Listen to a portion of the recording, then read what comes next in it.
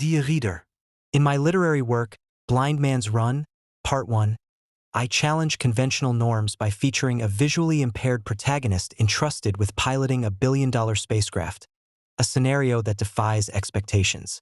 The narrative progresses further in Part 2, where the same character ascends to become the first blind president of the United States.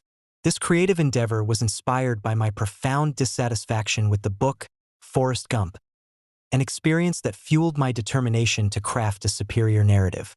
Despite my lack of prior book writing experience, a serendipitous encounter with a visually impaired comedian set me on the path to creating Blind Man's Run.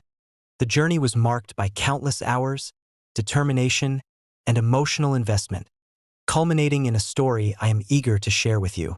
Come read a brief excerpt with me.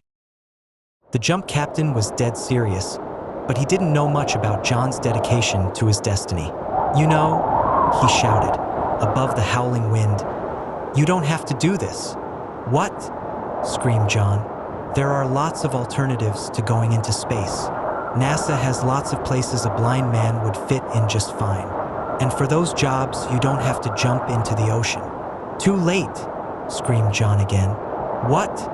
shouted the captain.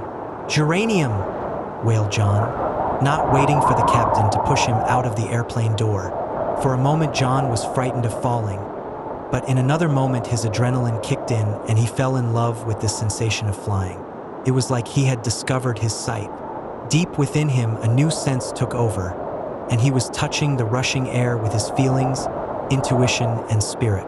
He could see from the inside. In still another moment, his parachute opened, jerked him upwards, and John was floating. Another wonderful sensation.